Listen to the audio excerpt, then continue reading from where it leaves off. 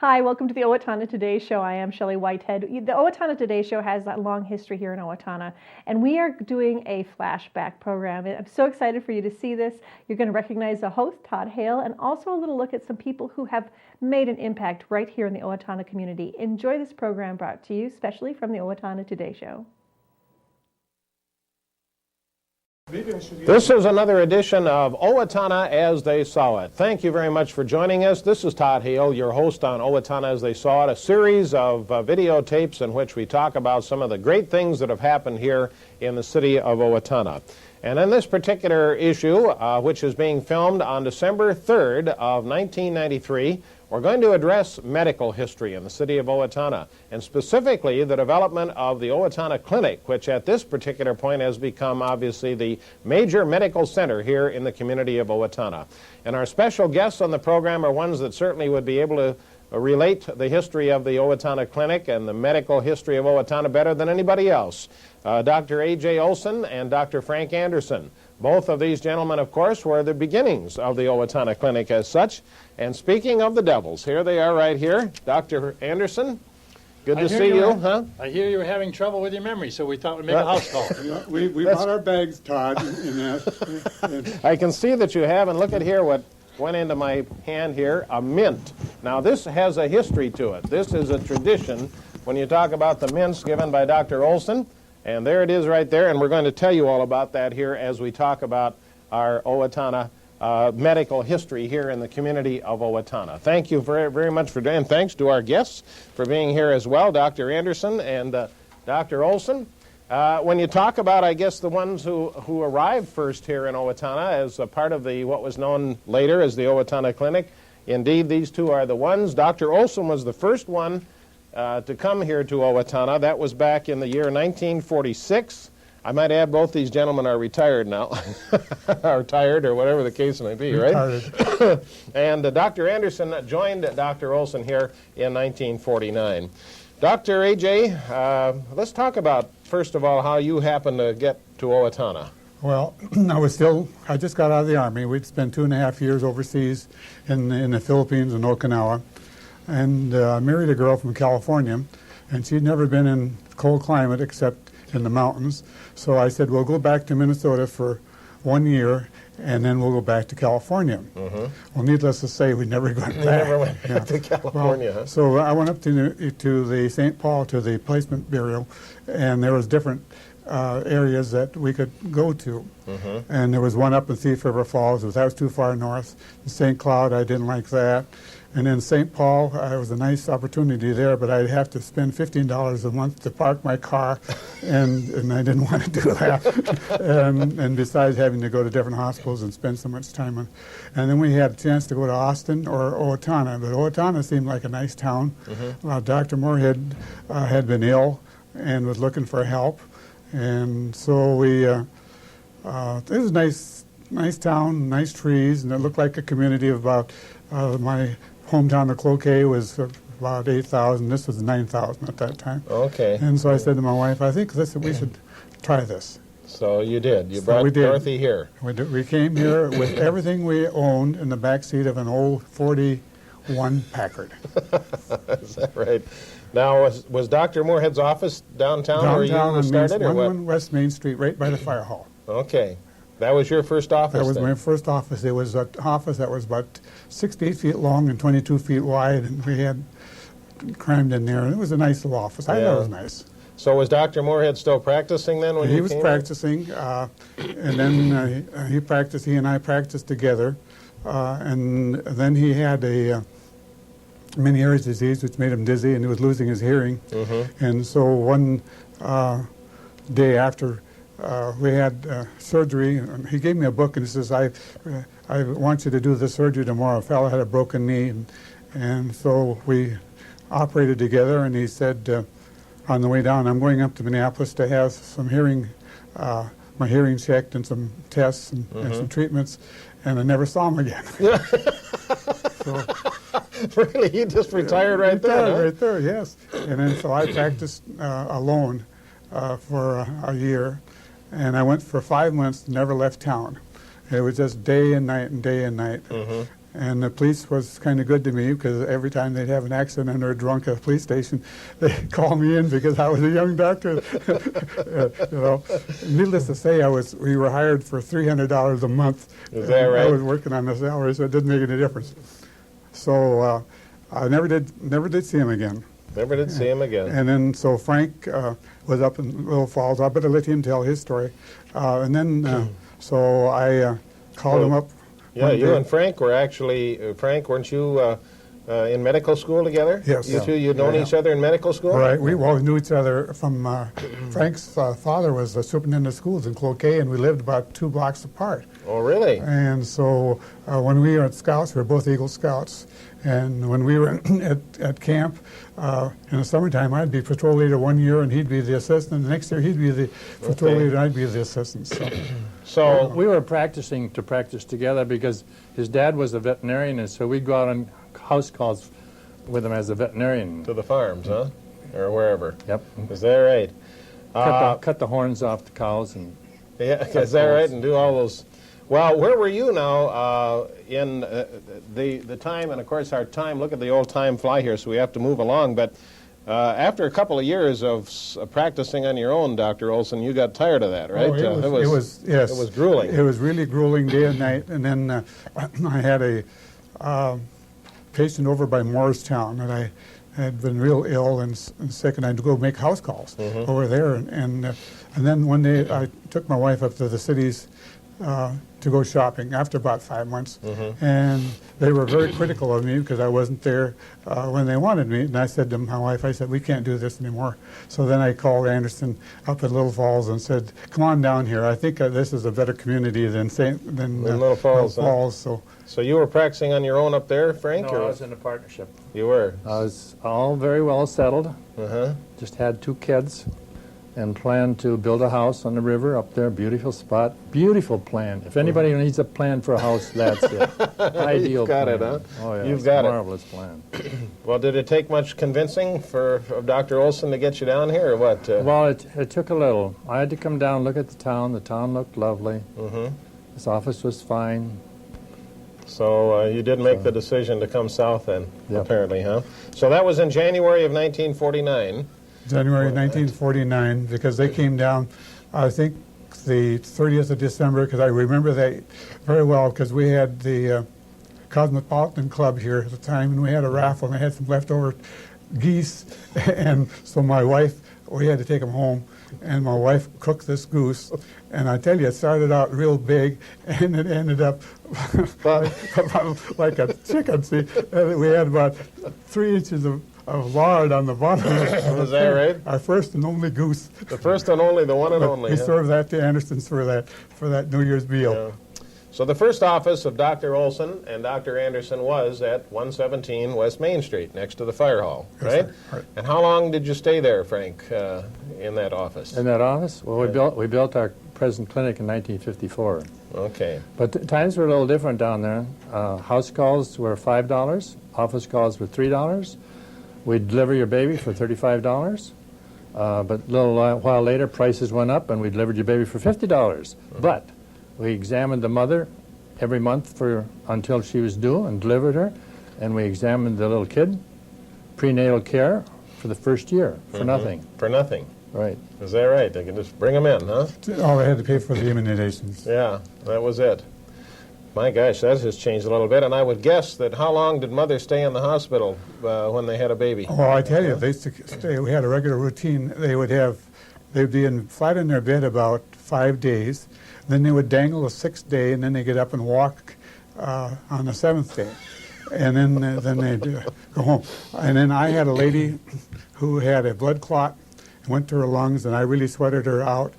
And I said, this is the last time that any of my OBs are going to stay in bed. They're going to get up the same day. And they said, you couldn't do that.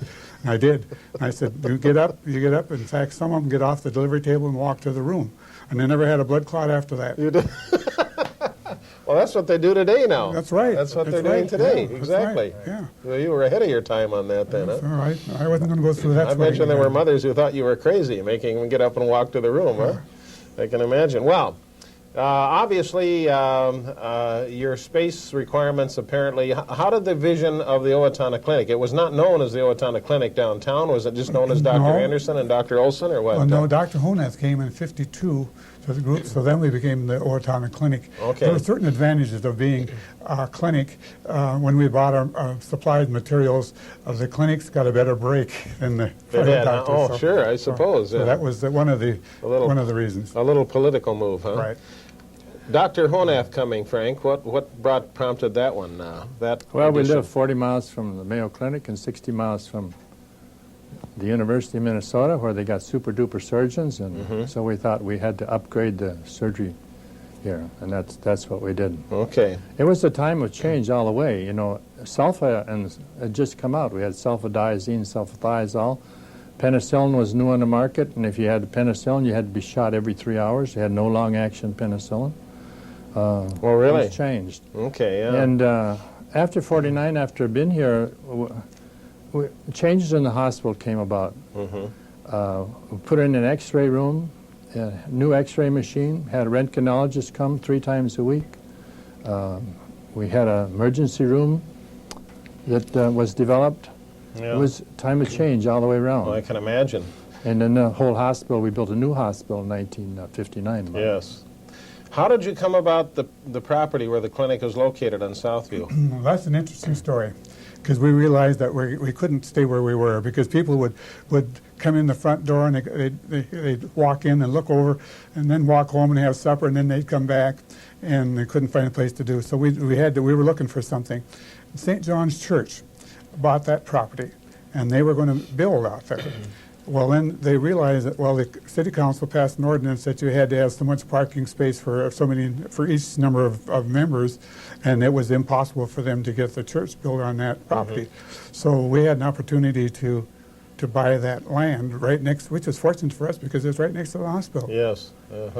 So the first new clinic, which was certainly not anywhere near what the building is today, there's been 3 additions on. Oh, no, we've had, I think Frank and I talked about that, we've had 7 additions. 7 additions. There have been 7 additions. There have been. About every 5 years, we would have to expand, and it just kept on growing and growing and expanding, and they needed parking space, and so we had to go east, and then picked up Dr. Roberts' place and go away to the Theater Street. Yeah.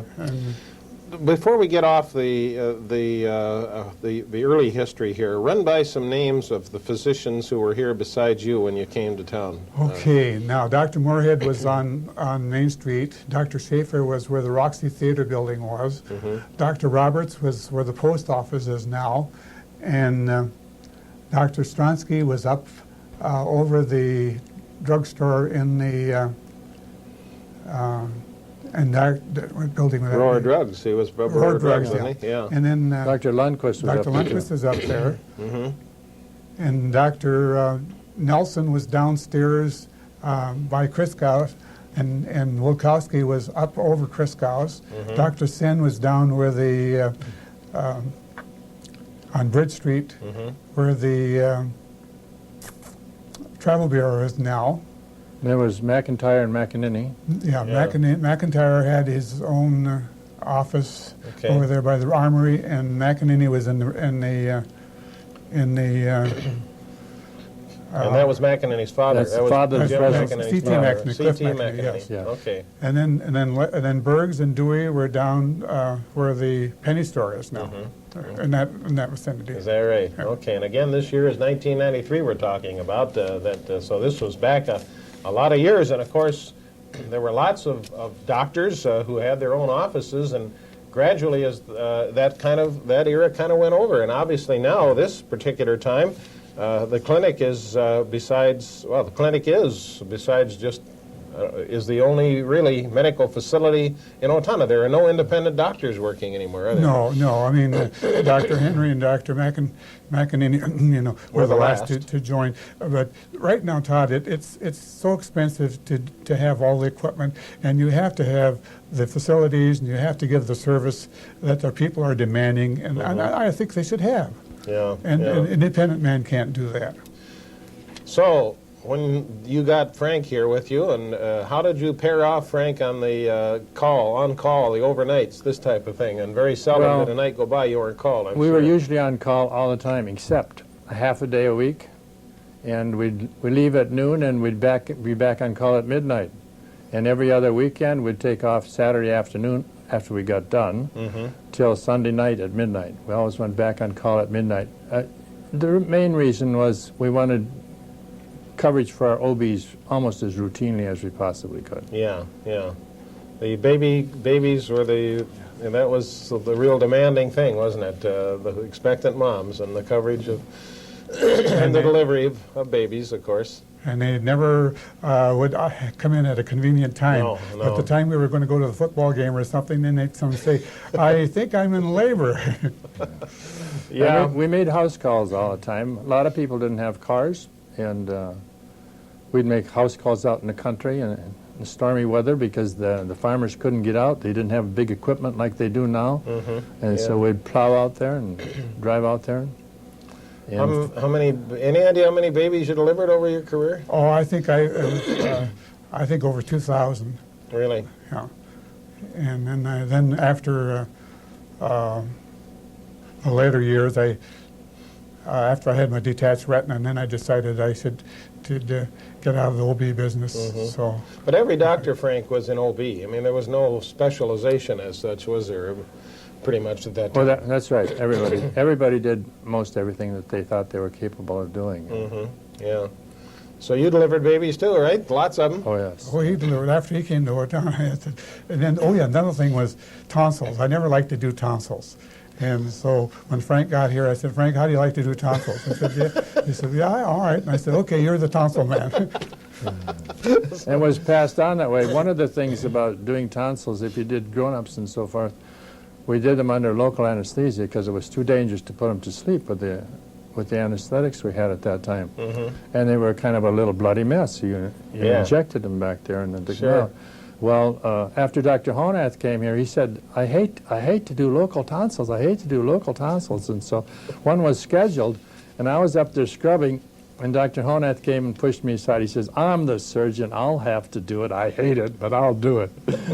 But later they changed the thing so it became much easier to do. Anesthesia's gotten much better. Yeah, let's talk about anesthetics a little bit and what they were back in 1946 and 49 when you came here. Primarily ether? Was that? Drop ether. I remember, Todd, I shudder when I think about it. I remember some of the doctors just having a accident patient, and they didn't have an anesthetist, so they called down and said, would you mind coming up and give the anesthetic for the patient? And I said, no, I will. So I went up and administered ether, and the boy had a compound fracture of the leg, and it was a boy about 10 or 12, and they were debating on whether they should take the leg off or not. And I reached up over the curtain there, and I said, no, I think if I were you, I would just plate it and we'll sew it back together. And so I said, okay, so that's what they did. That boy's walking on that leg, you know. Still walking on the leg. Yeah. and then we had phenethol. That's what the only thing, wasn't it? Phenethol. That was the first one to come out to us. And then the intravenous phenethol, which was nice. Because when I had tonsils out as a kid, I remember the gas mask that went over my face. Yeah. You put the gas mask over your face till you're down under, then the doctor quickly looked in there and looked around and took him out and stopped the bleeding. And was that gas, though? Was that after ether? Or was that something of an advancement? Well, it probably was with the gas. I mean, I don't know if it could have been... well, they have nitrous oxide, but nitrous oxide is awful dangerous stuff. Usually you use ether. Ether, they put a mask on and then you put drop ether on there and then you go. We are talking about the history of medicine, really, in Owatonna. Doctors Olson and Anderson, who began the Owatonna Clinic, as we know it today, starting out very, very small. As a matter of fact, the first clinic itself had how many examining rooms? The first new clinic that you built up there? Was it up at where we are now? Where you are now. You know. Had 8. 8 rooms. So that was really a big... It was. I tell you, when we first moved up there, my legs were tired from running up and down the hall. Oh, yes, it was. So. And now you get lost in there. Oh, I get lost up there all the time now. And I'm just amazed. I walk in the door and I said, now, where am I? and how do I get here, and who are you? Yeah. In fact, people say to me, who are you? That's right. I can imagine they do, don't they? How did you get a hold of each other? Did you have it? You didn't. I mean, paging systems weren't like they are today. How did you keep in touch with? Well, we had a telephone system. You wanted to be always answered, and so when we two were together, we had a common line called a party line. And when Dr. Honath came, we added one. And so actually he ended up with 3 phones in his house, and he said, I never could figure out which phone I was supposed to be answering. And then Dr. DeWord came, and he got the 4th ring on the line, and he said, I hated the 4th ring because I always had to listen to all those others first. Before his came, huh? So Dr. DeWord was the next one after Dr. Honath, is that right, in the chain of... Well, we had a man by the name of Dr. Huff. Dr. John Huff was here for 3 years. Then he went into ear, nose, throat, and lives in the cities, and actually he comes down as our consultant yet. Okay. And Dr. DeWord then followed that then. So he was the 4th partner then, I said, the fourth partner. He came, he just came out of the Air Force. He was in Phoenix, and he was from southern Minnesota and wanted to be in this part of the country. And their folks had a cabin up in Green Lake, and so he had 2 children, I think, when he came. Yeah. So. How this has changed so much, and the doctors today don't have weekend work usually. It's covered by either Mayo Clinic or whatever at this particular point, and indeed it was a real commitment back then. And your families endured it though, right? I mean, you had to skip many, many things of your youngsters as they grew up, I assume. That is true. Right? Well, They were used to us disappearing. We had 5 children, 3 girls and 2 boys, and wouldn't you know that he has 5 children, 3 girls and 2 boys. And my wife would feed the children about 5:30 or 5:45, and then Frank and I would eat between 7 and 8 o'clock when we were through. I used to like to, after I left the office, I used to go to make rounds and want to get everything done before I came home. So. Yeah, but immediately you'd be gone, Frank, right? All of a sudden you disappear. We disappear, Huh? We disappear. Yeah. And then the next step for growth in the clinic was to add an internist, and Dr. Hilker then joined us, so we were then 5. And we had coverage for surgery and medical internist, and then family practice. Yeah. Actually, before you people retired, you still hadn't had an arrangement like they have now, where you had so much time off as the doc. You know, at the time you retired, you were still putting in long hours, right? Oh yes, we were putting in. Although it was a lot better because we had a half day off. In fact, the last couple of years, I took all day Wednesday off. I used to take when you go out to the lake. That was another thing. When we have a cottage over in Lake Francis, and with the 2 of us together, and so when I was out the lake, Frank covered for me, and when he was at the lake, I covered for him. And so we always had coverage. Yeah. So. Okay, before we run out of time, I mentioned at the beginning that Dr. Olson presented me with a mint, and he kind of sneaks it into your hand. I think any of you who remember that knew that it almost took you by surprise. There it was.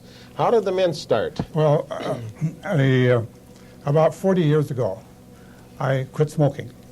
And so instead of smoking, I'd reach and have them take a mint. And some little child would come in, and they were good. And I said, here, you were good today, and here's a mint. Next time they come in, and I said, wasn't I good today? And I said, well, yes. Well, where's my mint? And so that kind of started it. And then with the older people, they'd come in, and I'd say, well, I think everything's been fine today. Now here, let's have a little mint, and then go home, and then they'd take that and laugh, and they'd put it in their purse, or they'd put it in, and then next time they'd come in and said, don't I get a mint today? And I said, yes. I said, I didn't get one last time. I said, I guess I owe you one then. Yes, you do. And then I used to buy them at 200 pounds at a time, because then they paid the freight. And I think they were about 29 cents a pound at that time. And so I went through a lot of mints. In fact, people yet, when I go up to this mall or so, people will come out and reach their hand out there and said, now, where's my mint? And I said, well, gee, I've been retired now 8 years. It really got to be a tradition, didn't it? Huh? It got to be a real tradition. It's interesting, way back when, my family doctor used to give out little horehound candy. Oh, sure. Way back. Horehound candies, yeah. But Dr. Olson was the only one of the crew that really established the mint to be the mint doctor, wasn't he? Let's talk about, you came in holding these bags here. I understand, in fact, you got 2 different bags here, so we got to talk about these a little bit, huh? Well, I tell you, we always had to have our cars like an emergency cars because you never could tell when you're going to be called for an accident or something like that. So now this bag was, in fact, this is the first bag I ever bought. And this had emergency supplies in it. It had stethoscope, it had gloves. Here we go. Now, let's And hold it had, these up. it Now, had these are the- suture material, it had scissors and gloves and packing, and it even had a speculum in there, and all You kinds still of, got it packed full. yes, Huh? a speculum and What is this? a speculum. What is that? Vaginal speculum. Okay, so, all right. And to people who are bleeding. here's the traditional. You used this many years, I'll bet you, huh? Yeah. In So fact, this was the bag. This was the bag that you carried. You carried with you in your car, then, right? and we stowed more than one child on the kitchen table at the lake, because at the lake, somebody's always either getting in barbed wire or cutting in there. In fact, one of the men in town, a professional man, came one Sunday morning when I was sitting there, and he with about a 2-inch laceration over his left forehead. And I said, well, we'll have to put some stitches in there. He said, come on in the house. No, can't we do it out here? And I said, okay. And then so I got a syringe out. I said, what's that for? I'm going to put some Novocaine. Oh, no, just suture it up. So I sutured him up Sunday morning in the back of my car. And I said, come on in a week and I'll take the stitches out. He said, can I do it? I said, okay. Okay, fine. What's the other bag here, Frank? Now this is a little more extensive, right? Well, yeah. this is the one you usually see when the doctor comes on a house call, Okay. because this is the one that got all the stuff to, Oh, like a fishing tackle box. like a fishing tackle box. Huh? Yeah, it has a stethoscope for diagnosis and blood pressure cuff and look in your ears and nose and throat, all those things. These are all the things you used back. Yeah. No longer. Dr. Olson has an identical bag, Okay. holds the same things, and What are all the pills up here? well, it depends upon what you got. You know, you can have anything. Well, you see, Todd, it didn't do any good. We went out in the country, and it doesn't do any good to come out and see grandma or see somebody out in the country and give them a prescription because They can't get in to get it anyway. So we would carry analgesics and some antibiotics and a few injectables and things that would tide you over to So when you could get in, emergency. huh? Yeah. I can remember this. It was a snowy day, and this lady called up. It was about 4:30 in the afternoon, and said, "We're new in town, and my child doesn't feel well. It's got a fever." And I said, "Well, I tell you what. Tell me where you live, and then it's kind of a nasty day, and I don't think you'll take your child out. I'll drop by on my way home." You'll do what?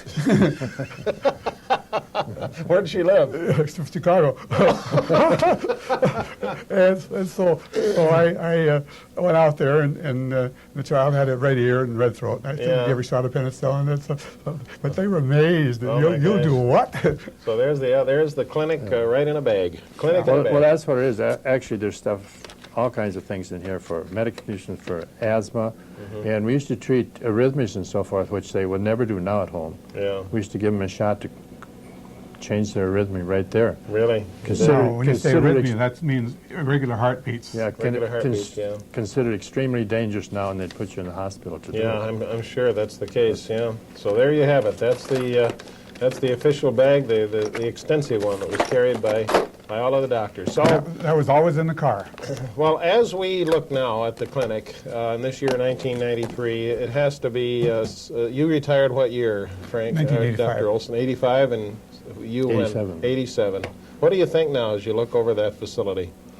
Real pleased, real pleased. I think they've done a nice job of getting a group of young people in here, good dedicated doctors, people who are wanting to help. And there isn't a bad apple up there at all. Yeah. And they're really nice people, good community people.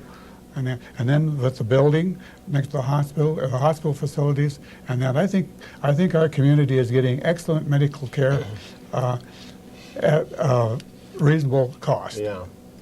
Dr. Anderson, was it hard to retire? Oh, yes, it's always hard to retire, but I had an interesting job on the side. When the clinic was 3 men way back when, we had a regular meeting, and I was called out to deliver a baby. And the man from Federated came down and said, say, we need a medical director. We're starting a new insurance company at Federated. And so, of course, the vote was 2-0 that I was going to be the one. And so for half a day a week over the years, Jim Mullally and I looked over cases. You did. And then after I retired, I continued to do that until last year. Now Dr. Greenwood and Dr. Wertwein do that. Okay. So it was a tapering off procedure, Tapering so off that's for all you. I did for the last 2 Yeah. years. So very AJ, nice to was it taper hard off. for you to retire? Oh, yes, yes. It was, I think I was 67, and then I was getting a little tired, and then I had back surgery. I remember you called me? Yes. And then I decided that, I don't think I'm as sharp as I was years ago, and let's quit. Let's quit. I know I have other things I wanted to do. Yeah, So. and you're doing those. Oh, yes. We And keep you're busy. doing those, yes. Indeed, we have seen a medical history right here, and we could sit and reminisce and talk about past experiences with these two people for hours on end. We hope the 30 minutes that we've spent with them have given you a little indication of how it all began here in Owatonna, how the Owatonna Clinic advanced from Main Street to Southview, where it is now, to the tremendous facility that it is now, which really interacts with the Owatonna Hospital as it did back then. It was a nice arrangement to have, and it was a good place to be, and it was meant to be here in the city of Owatonna. We want to thank Dr. Olson and Dr. Anderson for being with us here as Owatonna as they saw it, as we look at the beginning of the Owatonna Clinic. And I hope now